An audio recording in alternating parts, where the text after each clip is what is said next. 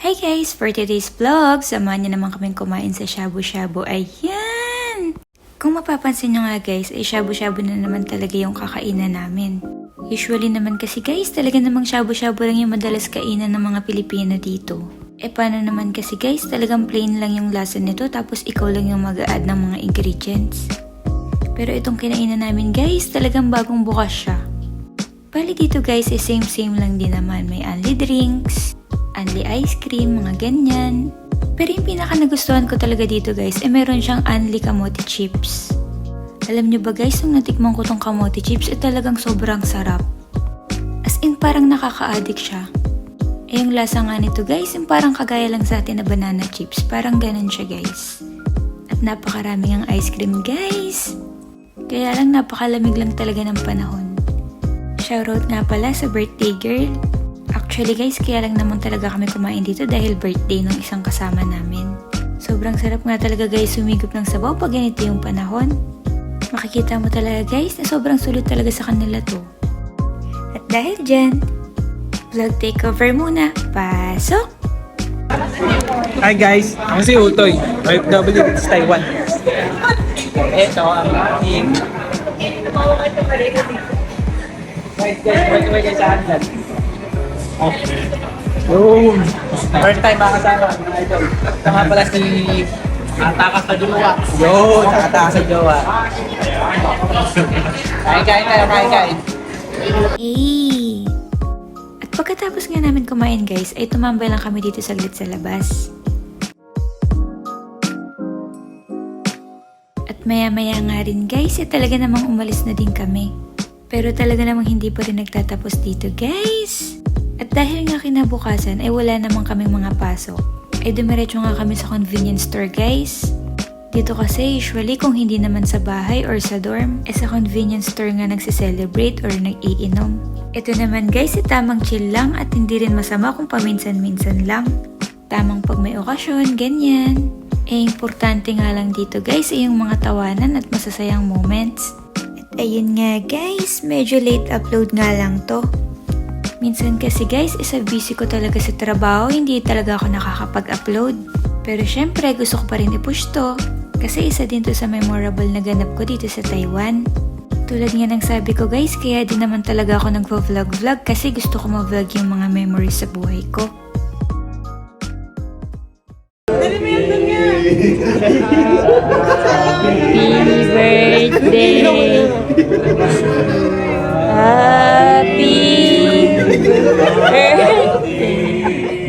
Happy birthday sa'yo.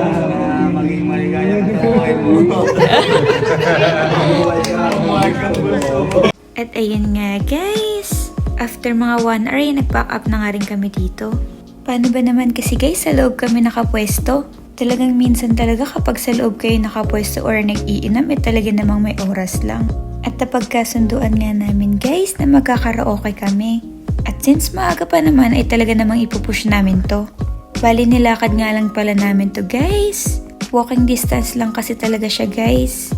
Ang dami nga din talaga namin guys. Kung makikita nyo para kami nag-aalay lakad. At maya-maya nga lang nandito na rin kami. Sobrang ganda din talaga dito guys. Para lang din kaming nasa private club. Solo nga lang din namin dito guys at may pa-stage pa. At meron pang 3 rooms dito na occupied. At iba't ibang lahi nga yung nandoon guys. May mga Vietnamese, may Indo. Pero ang kinaganda nga dito guys, nandun naman sila sa rooms at hindi naman nagkakarinigan. Tamang kantahan nga lang kami dyan guys. At tamang chill lang. Parang na nga rin kami ng Christmas party dito guys.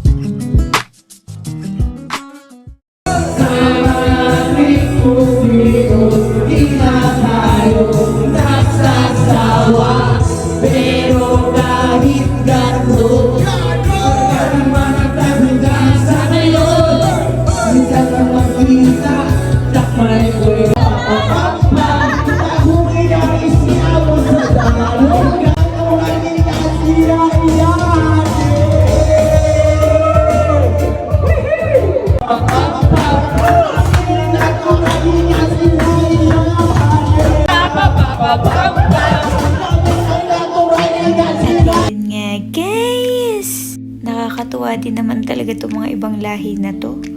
Kasi nung pauwi na sila guys at dumaan sila dito sa amin, talaga naman nakisayaw-sayaw din sila.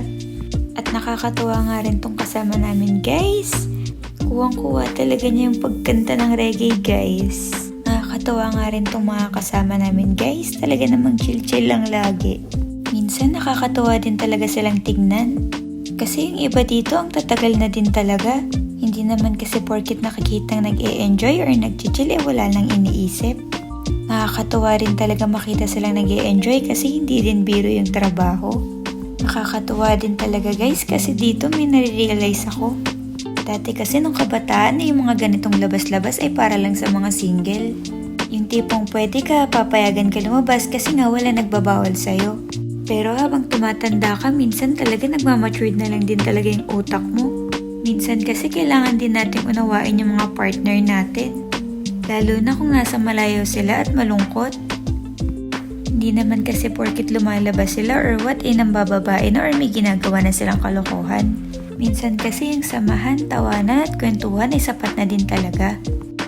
Ayos lang naman to kung paminsan-minsan lang. Of course, dapat number 1 priority natin is yung family natin. Yung dahilan natin kung bakit tayo lumalaban as OFW. Anyways, kanya-kanya naman tayo ng realization and experience. Thanks for watching! Bye!